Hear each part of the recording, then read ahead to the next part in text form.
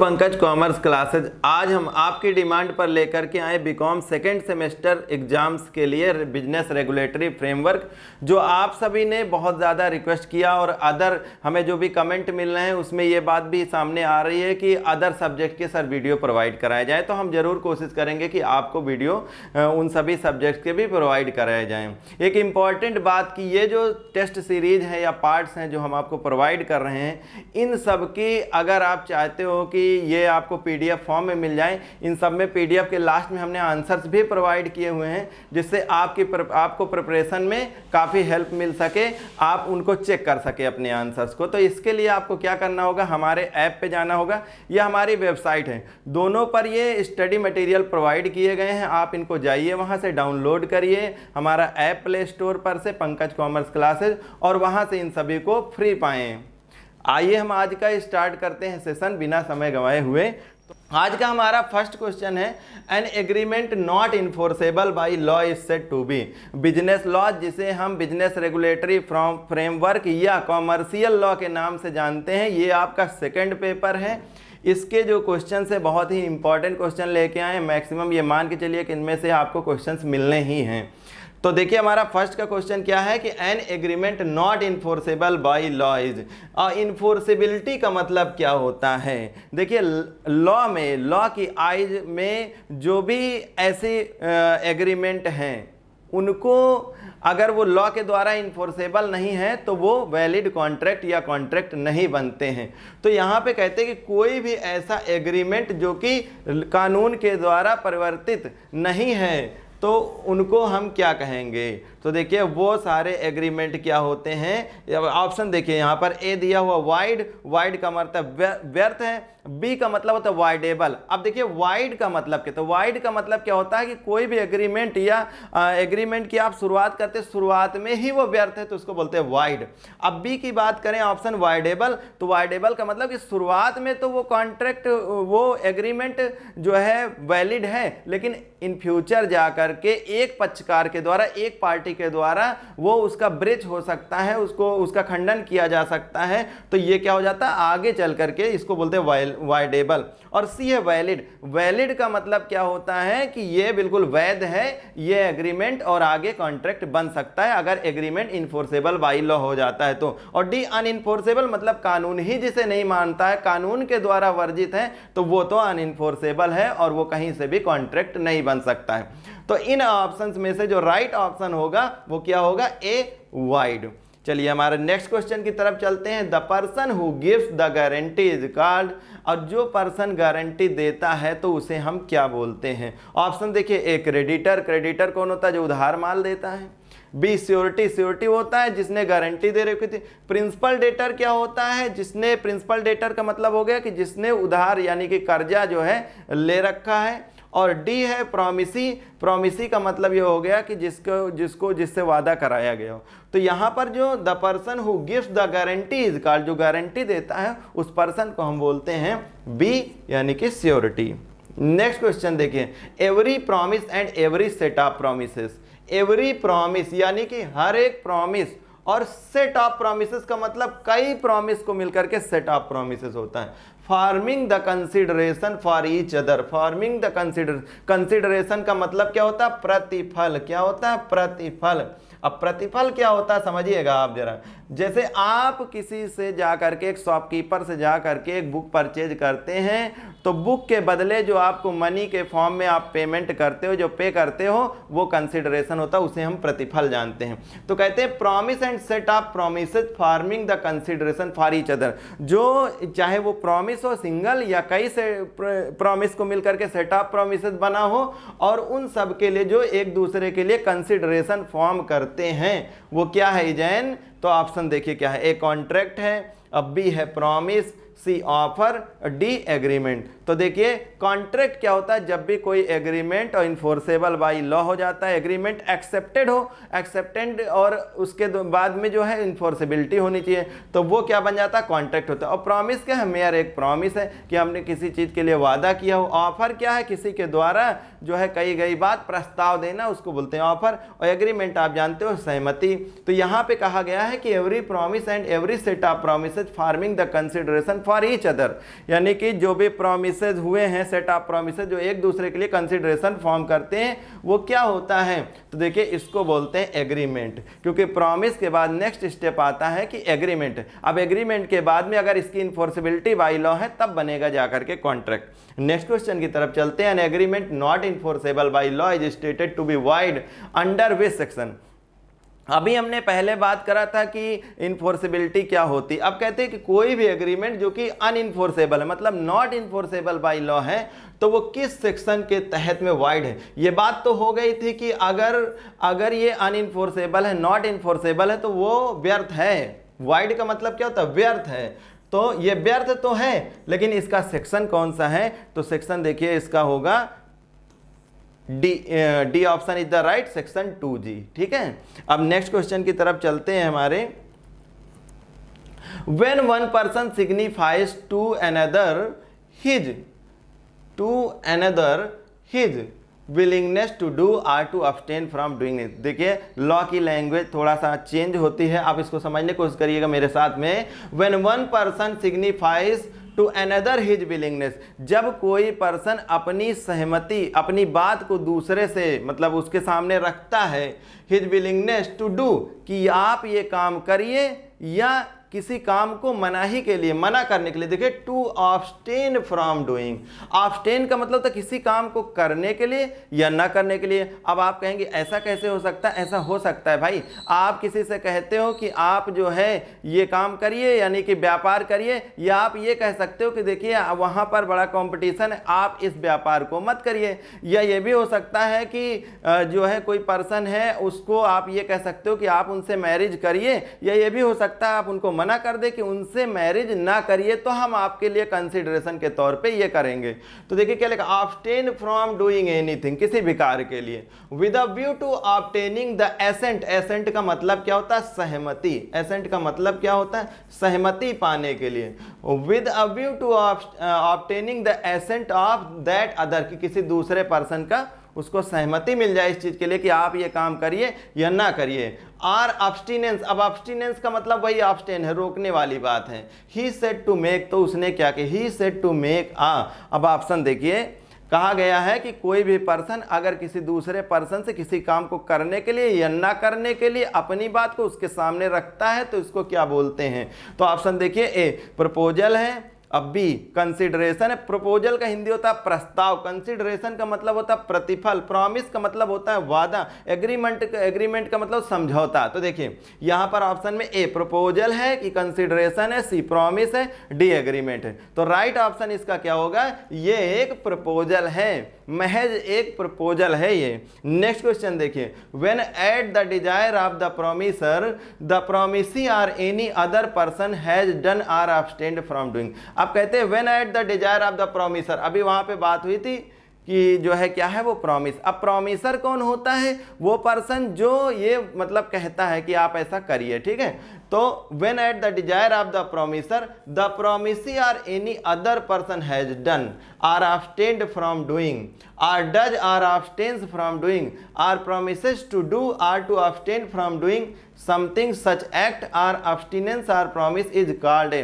कहते हैं जब कभी ये at the desire of the promisor, promisor के मतलब प्रोमिसर के जो भी बात उन्होंने कही है उस पर प्रोमिसी क्या करता है? कोई काम को करता है, पर्सन हैज डन मतलब काम हो गया है, ऑब्सटेन या फिर उसने करने की बात या न करने की बात के लिए जो भी था उसको मतलब किया है। Or does or abstains from doing, है ना, या तो उस काम को कर दिया है या जो है मतलब करने के लिए न करने के लिए। Or promises to do or abstain from doing something, किसी बात को काम को करने के लिए। Such act or abstinence or promise is called a. तो ये जो काम किया गया है, मना करना या ना या करना जो भी है, इसको क्या कहेंगे? तो ऑप्शन देखिए क्या लिखे हुए हैं 6 का जो है, एक तो है प्रॉमिस की वादा है, ये b consideration for the promise है, सी प्रपोजल है, डी एग्रीमेंट है। तो इसको आप इन सब में क्या बोलेंगे? ये एक एग्रीमेंट है, d it is an agreement.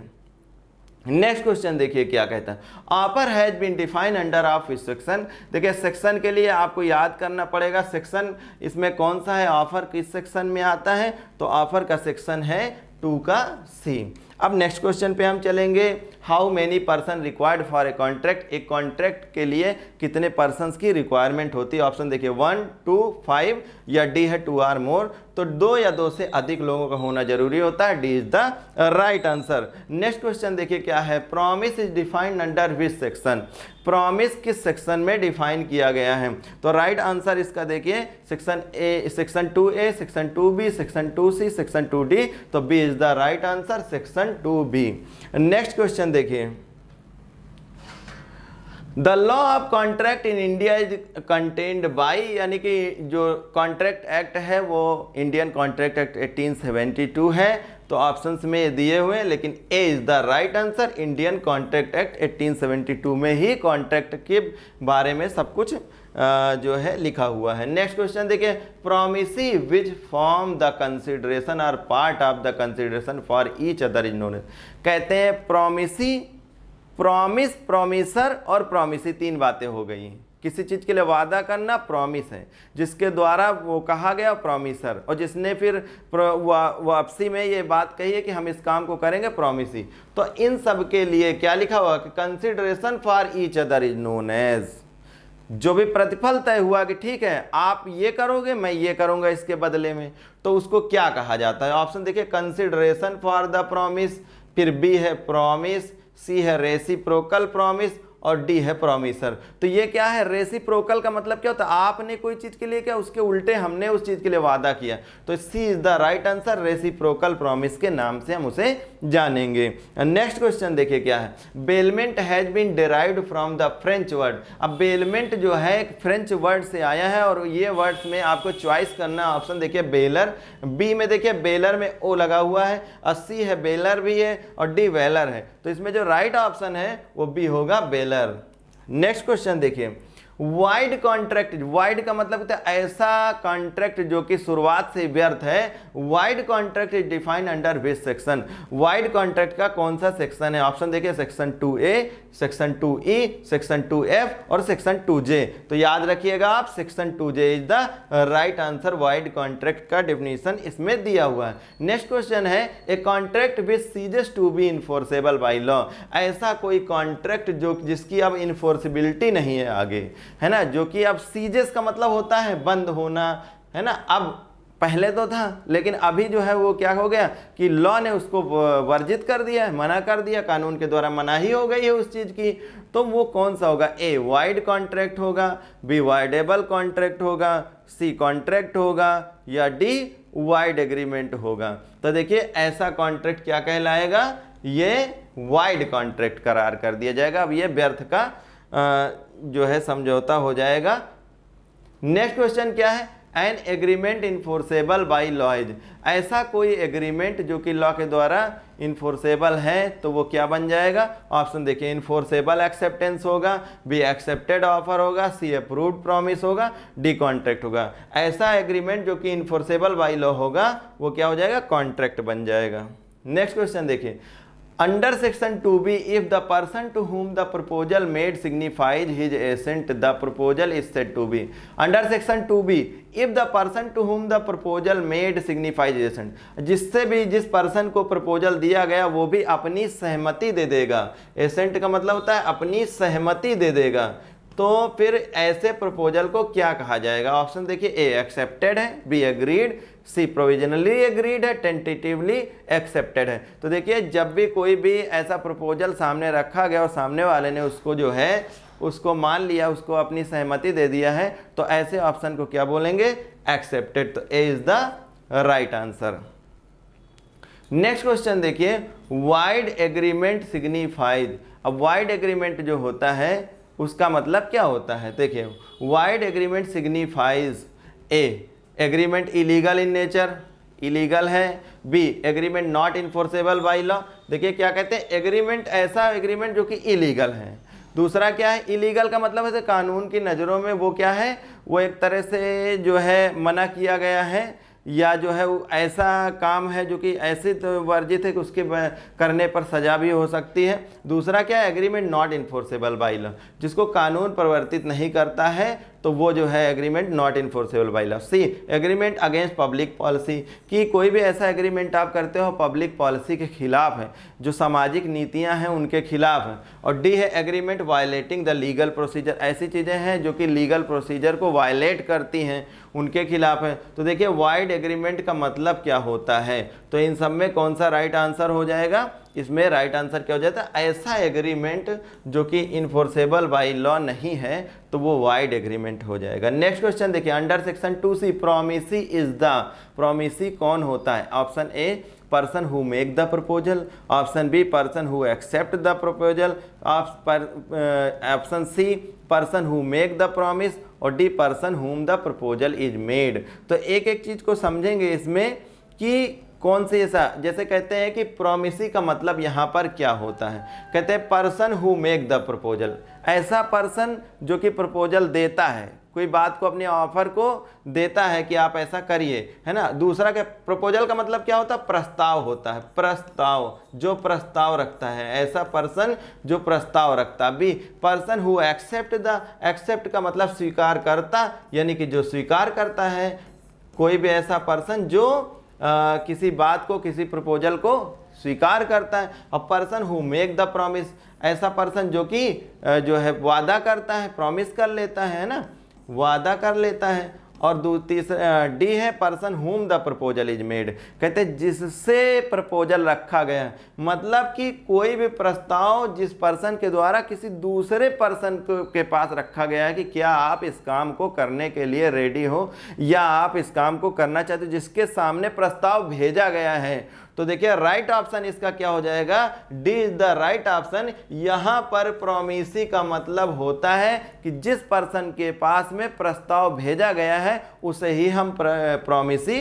बोलते हैं। आइए हमारे नेक्स्ट क्वेश्चन की तरफ। Every agreement is called a contract, कोई भी ऐसा एग्रीमेंट, यानी कि हर एग्रीमेंट कॉन्ट्रैक्ट होता है ना। कॉन्ट्रैक्ट क्या बोलते हैं, प्रसंविदा। तो कोई भी कॉन्ट्रैक्ट जो एग्रीमेंट है वो कॉन्ट्रैक्ट होता है इफ इट इज कैसे हो, मेड बिटवीन टू पार्टीज, दो लोगों के बीच तय हुआ हो। बी इन्फोर्सेबल बाय लॉ है, कि कानून के द्वारा प्रवर्तित है। सी रिटर्न होना चाहिए। D made in India. इन चार ऑप्शन में से कौन सा सही होगा, तो देखिए आप ये समझ लीजिए कि कोई भी ऐसा एग्रीमेंट जो कि इन्फोर्सेबल बाय लॉ है वो कॉन्ट्रैक्ट होता है। तो यहाँ पर राइट ऑप्शन क्या हो जाएगा, b is the right option, कि इन्फोर्सेबल बाय लॉ है तो वो कॉन्ट्रैक्ट है। नेक्स्ट क्वेश्चन देखिए, which of the following section defines of contract act defines bailment, कहते हैं इनमें से किस सेक्शन के द्वारा, कॉन्ट्रैक्ट एक्ट के किस सेक्शन के द्वारा बेलमेंट की परिभाषा दी गई है। ऑप्शन देखिए, a section 146, b section 147, c section 148, d section 149। तो राइट ऑप्शन इसका क्या हो जाएगा, सेक्शन 146। नेक्स्ट क्वेश्चन देखिए, which of the following statement is false, इनमें से कौन सा ऑप्शन फॉल्स है। तो पहला कहते हैं कि the Indian contract act 1872 section 175 come into force on 5 सितंबर 1872, कि इंडियन कॉन्ट्रैक्ट एक्ट जो है कब से फोर्स में है, यानी कब से एप्लीकेबल है, 5 सितंबर 1872 से। और फिर कहते हैं the Indian contract act was enacted in 1872 and it come into force on September 1 1872। फिर नेक्स्ट ऑप्शन है कि section 2H of the Indian contract act 1872 defines a contract as an agreement enforceable by law. फिर D है the Indian contract act 1872 apply to the whole of India except the state of Jammu and Kashmir. हालांकि अभी 370 हटने के बाद में ये सब पूरी होल ऑफ द इंडिया में अप्लीकेबल होगा, लेकिन हाँ हम लोग इंडियन कॉन्ट्रैक्ट एक्ट पहले पढ़ रहे हैं 1872 के अनुसार, तो वहाँ तब अभी तक जो है क्या था कि जम्मू एंड कश्मीर को छोड़ करके सब जगह पर अप्लाई। तो देखिए नीचे के जो भी 3 चीज़ें हैं ये सारी की सारी चीज़ें जो है वो ट्रू हैं, सिर्फ एक को छोड़ करके, और वो है ए। देखिए ए में क्या कहा गया है कि Indian contract act 1872 section 1-75 come into force on 5 सितंबर 1872।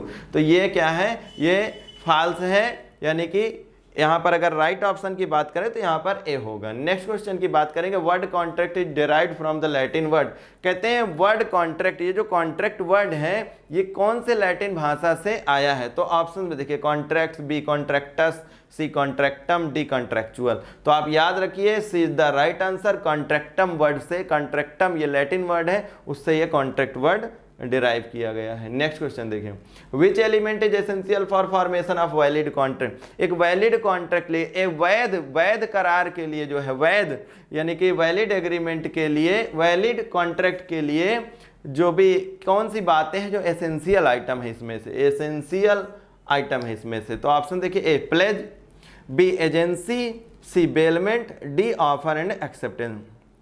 देखिए प्लेज का मतलब क्या होता है? प्लेज का मतलब होता है कि किसी चीज को किसी के पास में गिरवी करना, है ना, उसको बोलते हैं प्लेज।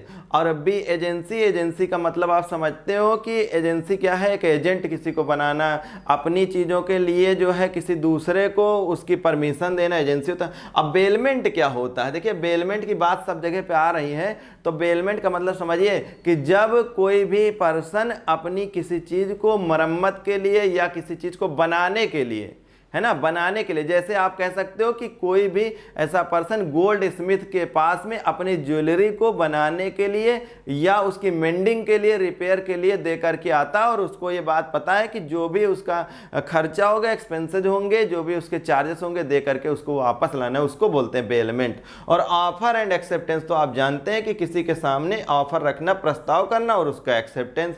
तो कहते हैं कि फॉर्मेशन ऑफ वैलिड कॉन्ट्रैक्ट, अब वैलिड कॉन्ट्रैक्ट लिए इनमें से कौन सी ऐसी बात है जो कि बेहद जरूरी है? तो आप अब तक समझ चुके होंगे कि इसका राइट आंसर क्या होगा। किसी भी वैलिड एग्रीमेंट के लिए सबसे पहले ऑफर होगा वहां पर, और उसका एक्सेप्टेंस होना जरूरी होता है। नेक्स्ट क्वेश्चन देखिए, a quasi contract is created by whom. ये जो क्वासी कॉन्ट्रैक्ट होता है ये कैसे बन जाता है ना?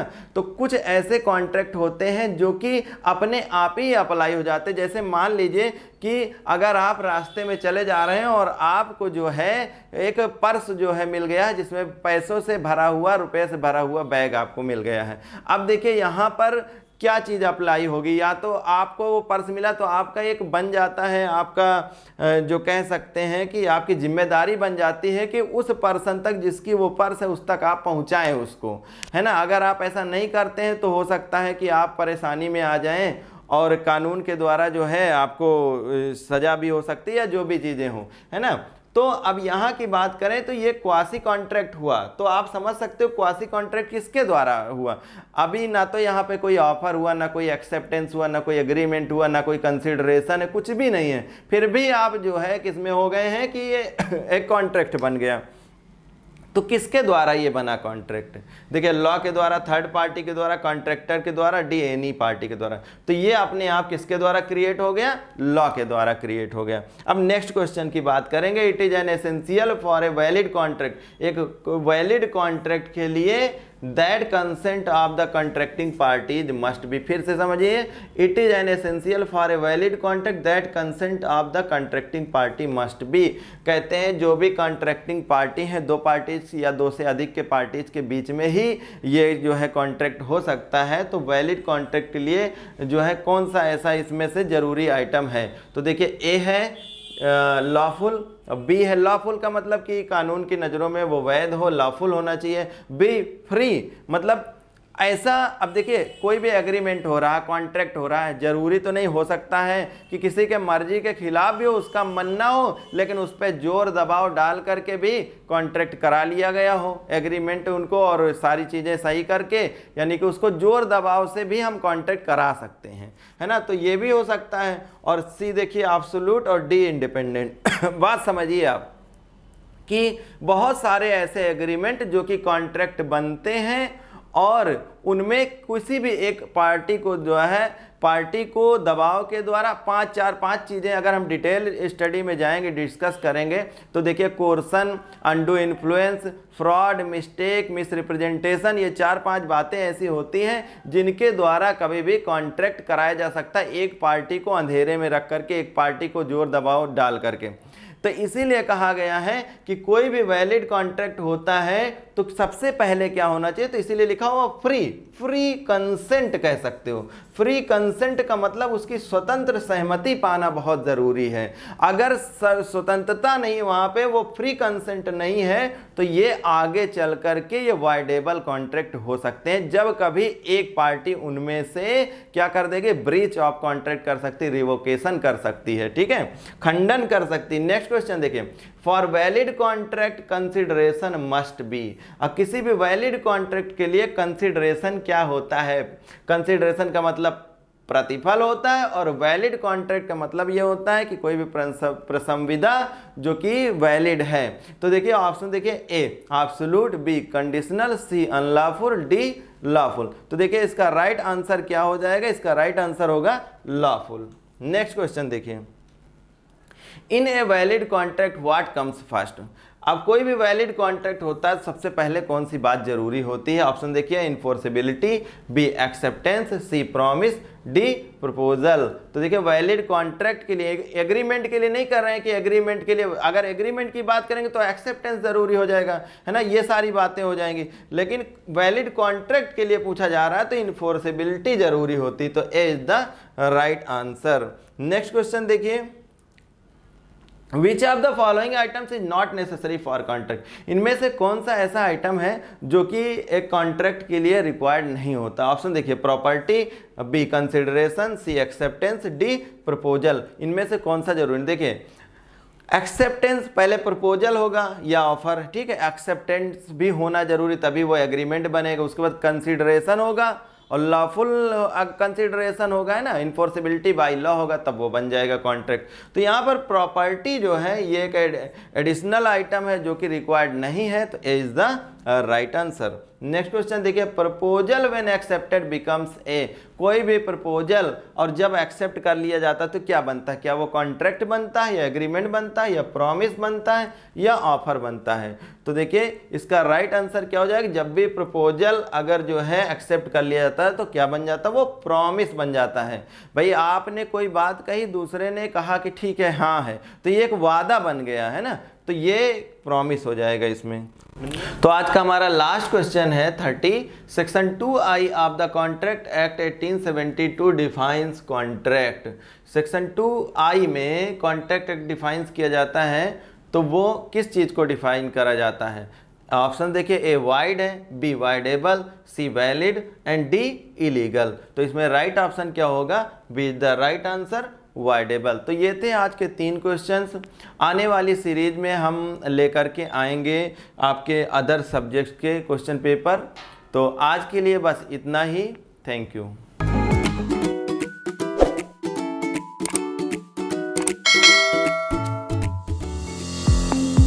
Now, students can enjoy online mode of digital learning with official app of Pankaj Commerce Classes available in Play Store.